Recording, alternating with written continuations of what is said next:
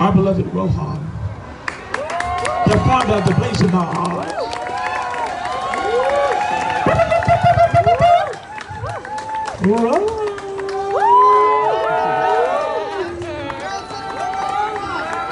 Make some more noise, Heather. Make some noise. Show some love.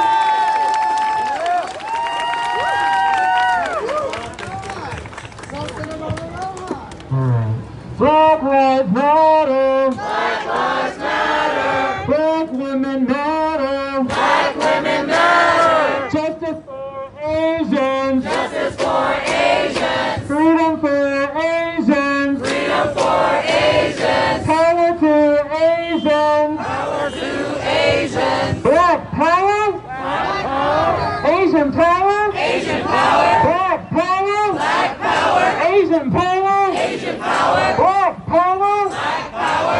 Asian power. Asian power. My name is Rohan and I am an Asian American.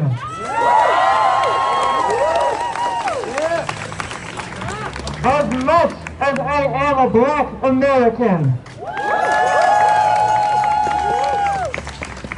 And I want to thank everyone coming out today because we are stepping into a centuries-long legacy of Black-Asian solidarity.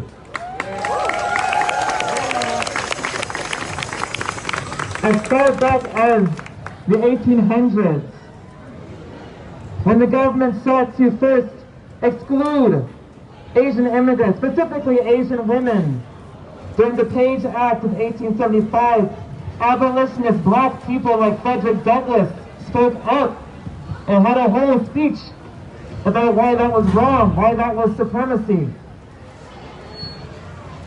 To the Civil Rights era, we had Yuri Kochiyama, who organized with Malcolm X, to Grace Lee Boggs, who organized with Martin Luther King and married a Black man named James Boggs. And in our own LGBT history, we have Tamara King, a trans Asian American woman who stood up at the Compton cafeteria uprising against police brutality.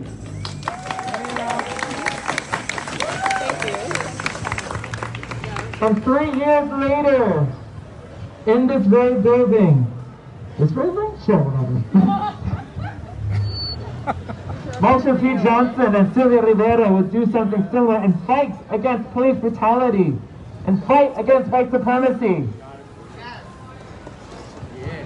And I say this specifically to our queer people, our queer Asian and queer Black people in this space. Our queerness is beautiful.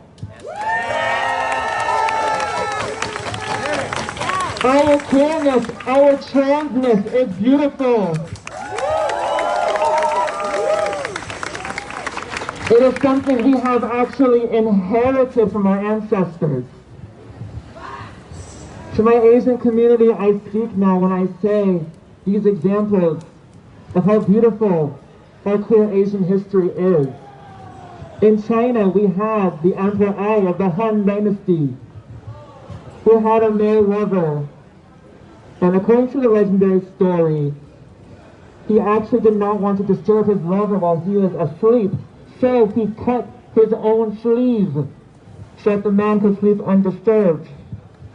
In India, we have multiple genders that were normalized and appreciated until colonization.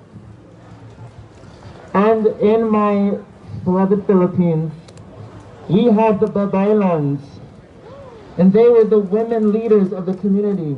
They were leaders that we understand now to be trans and gender non-conforming people. They were the leaders and healers of our community.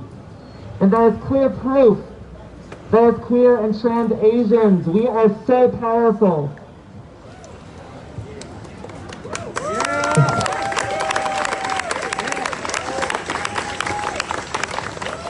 And I know, I love this quote from Sandra Oh because she said, "It is an honor just to be Asian."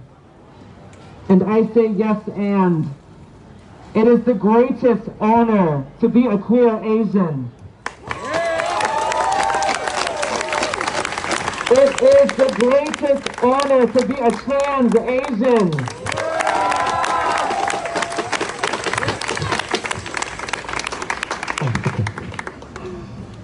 And I say the same to my black people. Our queerness, our transness, our beauty is also just as ancient and just as inherited.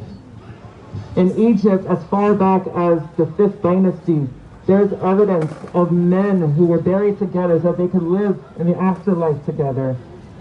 In the ancient king of Dahomey, modern-day Benin, there were 7 forms of marriage. And in Uganda, modern-day Uganda, the last king, the King Mwanga II, was bisexual. So when they say we are kings and queens, I say yes we were and yes we are.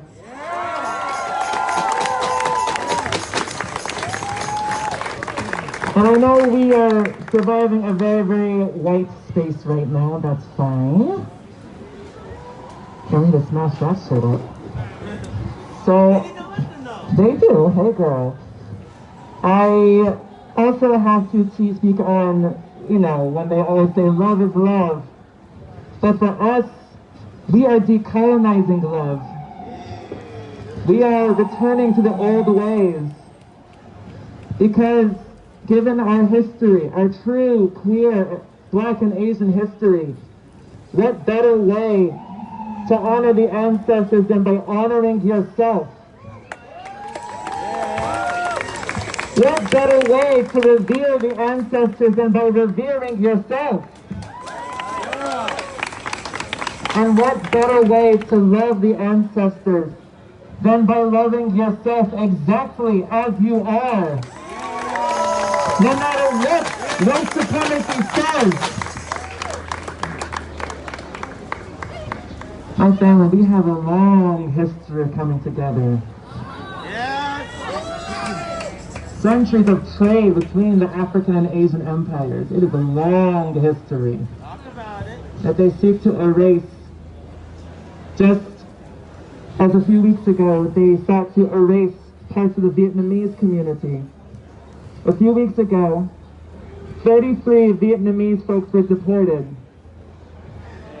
under the Biden administration. And I can't help but remember when Joe Biden was running around the White House with the pride flag. And I would love to ask him how many of those people were gay? How many of them were queer? How many folks were deported? Because that is also a hate crime. That is the embodiment of the phrase, go back to your country. A country that this nation on this stolen land destroyed. A country that is still recovering. The people who were deported are refugees from what this country did. Not just the landmines, but Agent Orange and all the other chemicals they use on people that we're not allowed to learn about.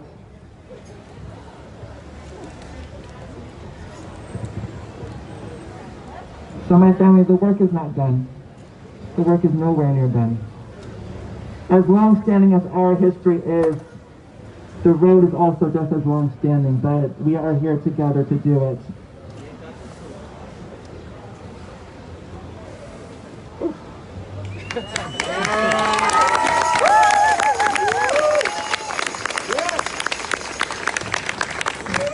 Kimberly Crenshaw, a black woman, coined the term intersectionality.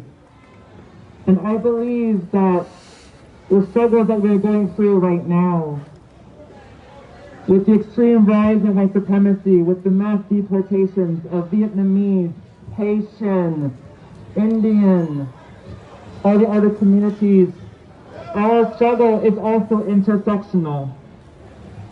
But if our struggle is intersectional, then our power is also intersectional.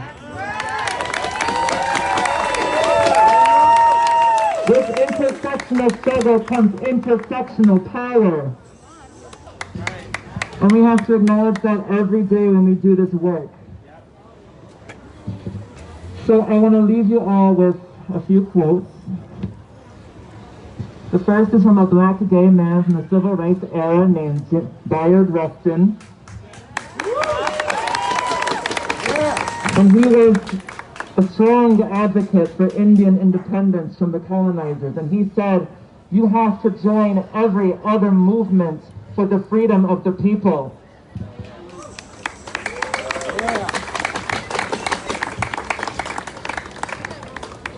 And the last one, I have to look it up because I'm tired. It's been a long few weeks. Oh my god. Also, shout out to Asians for Abolition.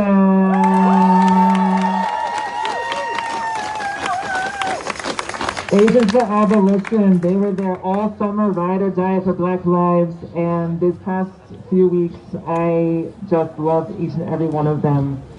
After the news of the mass shooting, we were able to coordinate 3 vigils for the community, and I am so proud of Asians for Abolition, a women and LGBT collective. Okay, the last quote is from Grace Lee Boggs, and she said, "The only way to survive is by taking care of one another." Thank you.